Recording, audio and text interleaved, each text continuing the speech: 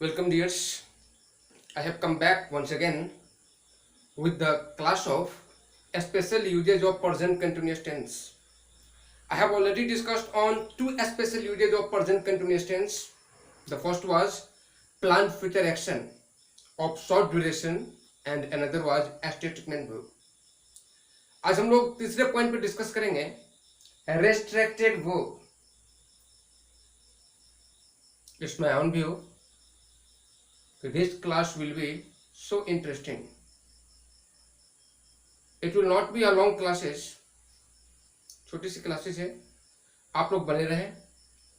मुझे आशा है आप काफी इंटरेस्ट फील करेंगे इस क्लास में. At first I want to discuss on restricted verb. जरा गौर करेंगे. पार्ट्स ऑफ स्पीच जब आप पढ़ रहे होंगे या फिर जब वर्ड आपने स्टार्टिंग में स्टडी किए होंगे तो वहां पे हम बताए थे ओपन वर्ड और क्लोज वर्ड. याद होगा आपको. ओपन वर्ड के अंदर हमने ऐसे पार्ट्स ऑफ स्पीच को रखा था जिसके अंदर अनगिनत वर्ड है और क्लोज वर्ड के अंदर हमने ऐसे पार्ट्स ऑफ स्पीच को रखा था जिसके अंदर कंटेबल वर्ड से, लिमिट वर्ड से. उसको हमने कहां रखे थे हम लोग? क्लोज वर्ड्स में. ओपन वर्ड में जो आया था वो था noun adjective verb adverb.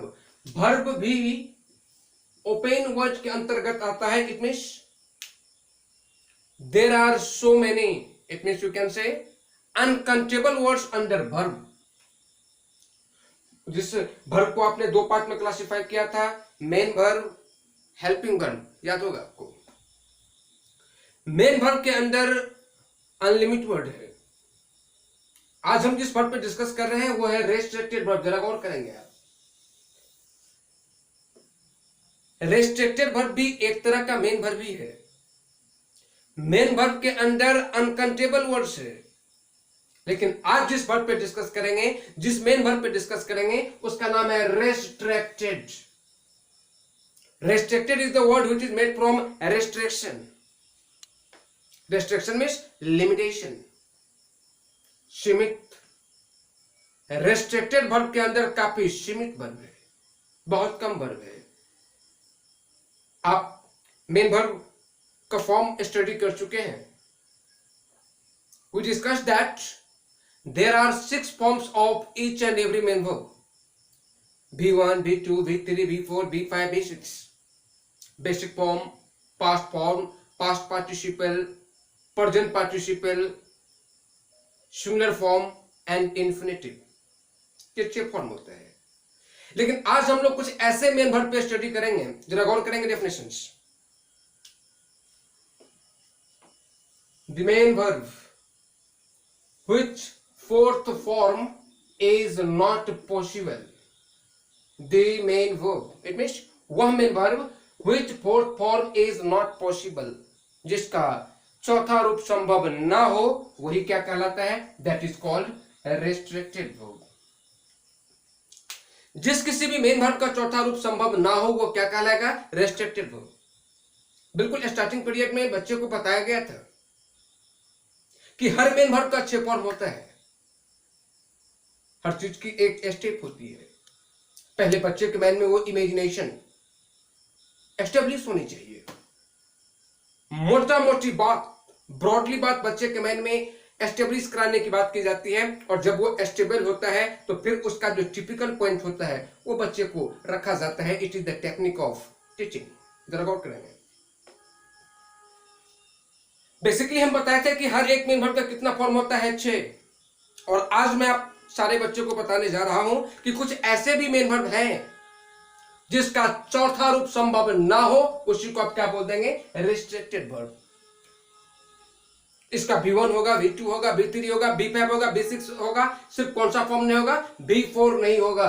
Restricted verb का मतलब हुआ वो सारा मेन वर्ब जिसका चौथा फॉर्म ना हो, वो क्या कहलाएगा? Restricted verb. गौर करेंगे आप लोग.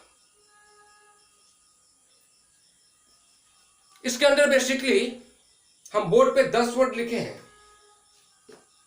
सी, hear, smell, taste, feel, love, hate, like, dislike, now.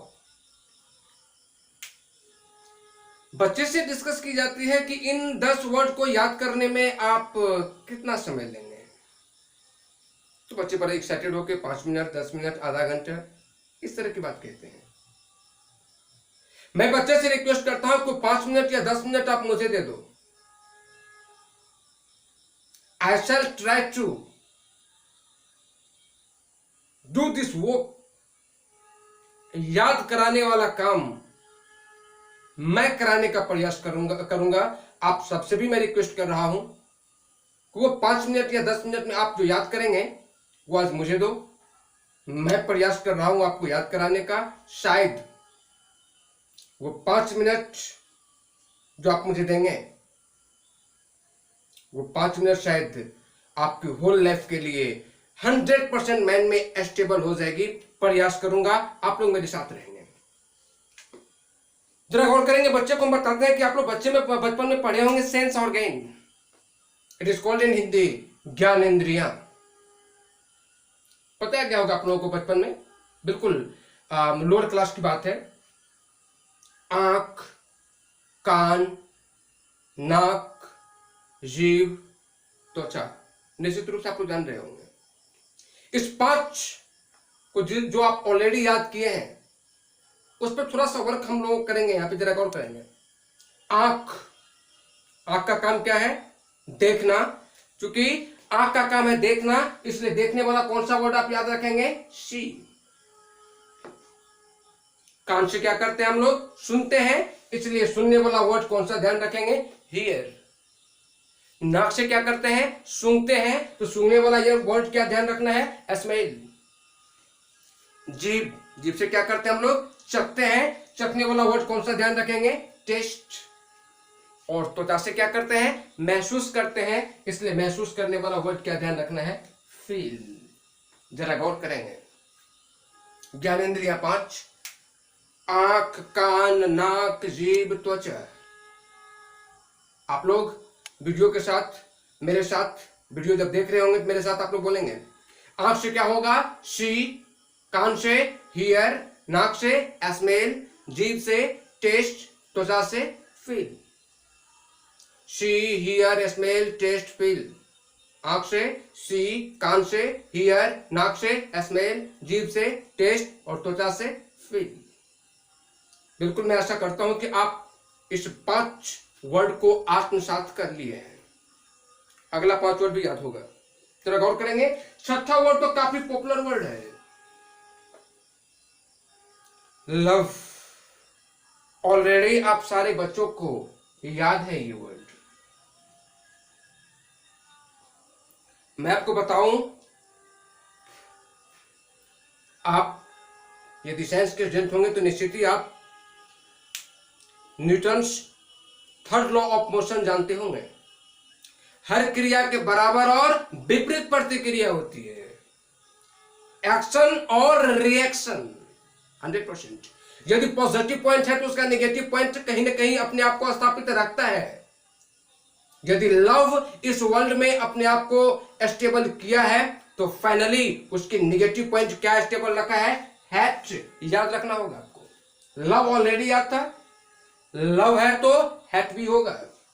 Love कब होगी? लव तब होगी जब आप क्या करेंगे? लाइक करेंगे। और लाइक भी यदि अपने लिमिटेशन को क्रॉस कर जाए, कोई सॉन्ग यदि आपको पसंद आया होगा और उस सॉन्ग को 50 बार, 100 बार, 200 बार यदि सुन लिए होंगे आप, तो शायद उसके बाद वो फिर सुनने में मजा नहीं आता है या फिर आप उसको सुनने में रुचि नहीं रखते हैं। इट मींस वो लाइक किस में चेंज हो गया? डिसलाइक में। लव ऑलरेडी याद था। लव है तो हेट भी होगी। लव तब होगी जब लाइक होगी। लाइक है तो डिसलाइक भी होगी। एक बार जरा फिर से गौर करेंगे हम लोग। ज्ञानेंद्रियां 5, आंख, कान, नाक, जीभ, त्वचा। आंख से क्या करेंगे? सी।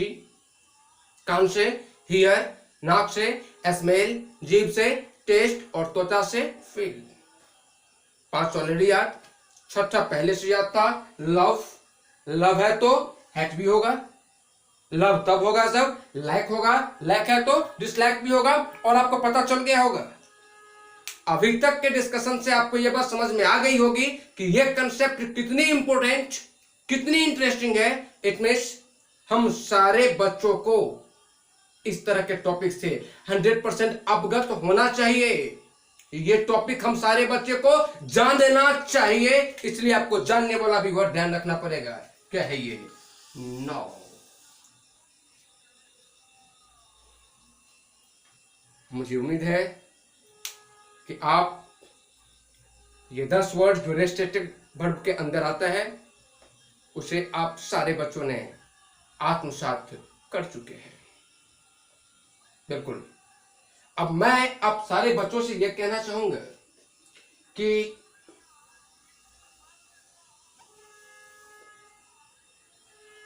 आज के बाद ध्यान ये रखना है, देखना, सुनना, सूंघना, चखना, महसूस करना, प्यार करना, नफरत करना, पसंद करना, नापसंद करना या जानना, इन 10 मेन वर्ब से जुड़े हिंदी वाक्य यदि आपके सामने आता हो और उससे कंटिन्यूअस का पता चल रहा हो, इट मींस उस हिंदी वाक्य लास्ट में रहा है, रहे हैं, रही है, रहा हूं आता हो, तो बेसिकली तो प्रेजेंट कंटिन्यूअस दिखेगी। प्रेजेंट कंटिन्यूअस दिखेगी और आपको पता है कि प्रेजेंट कंटिन्यूअस का स्ट्रक्चर क्या होगा? सब्जेक्ट प्लस ईज या एम या आर में से कोई एक आएगा, बिफोर, और फिर क्या हो जाएगा? ऑब्जेक्ट। मेन वर्ब का कौन सा फॉर्म आएगा? चौथा फॉर्म आएगा। और आपको पता है रेस्ट्रिक्टेड वर्ब आप ऐसे ही वर्ब को कहेंगे जिसका चौथा फॉर्म संभव नहीं है। तो ये इसमें से यदि कोई एक मेन वर्ब आती है तो आप उसका बिफोर कैसे यूज करेंगे? यूज हो नहीं सकती है। इसलिए जरा ध्यान करेंगे कि इस 10 में से कोई एक वर्ड आपके वाक्य में मेन वर्ब बन के आवे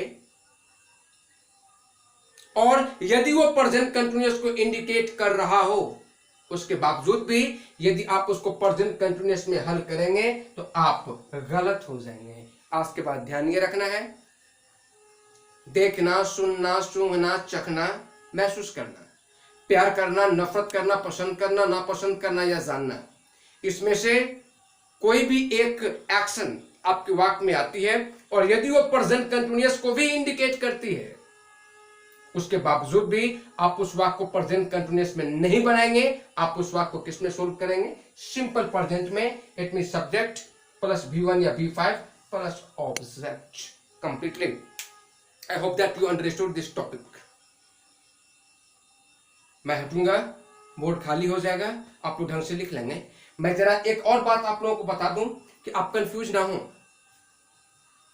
आप कहीं कहीं यूज किए होंगे लविंग, फीलिंग, याद आ रहा होगा आपको? तो आप वहां पे कंफ्यूज करेंगे, आपके मन में ये क्वेश्चन रहेगी कि सर तो बताए थे किसका चौथा फॉर्म संभव ही नहीं है, फिर ये आईएनजी लग के आया कैसे? सर जब आपके उस मेन वर्ब में आईएनजी उस वर्ड के लास्ट में आएगी तो फिर वो मेन वर्ब का काम नहीं करेगा, वो नॉन बन के आता है। आप लिखे होंगे, आप लेटर में यूज किए होंगे your loving son, it means आपका प्यारा। प्यारा कोई एक्शन है क्या? नहीं। यदि वो मेन वर्ब होता तो एक्शन को रिप्रेजेंट करता, ये एक्शन है क्या? बिल्कुल नहीं। आप कंफ्यूज नहीं होंगे। आप बस ये समझ लें कि इन सारे मेन वर्ब का चौथा फॉर्म नॉट पॉसिबल। अगले क्लास में मैं थोड़ा सा अलग वर्क लेके आऊंगा। आप सारे बच्चों से विशेष अनुरोध कि आप लोग सूचना यदि किसी बच्चे को ना हो तो उन्हें दे दें। अगले क्लास में I shall come with the class of some tips about English spoken. आज का क्लास यहीं तक। Thank you.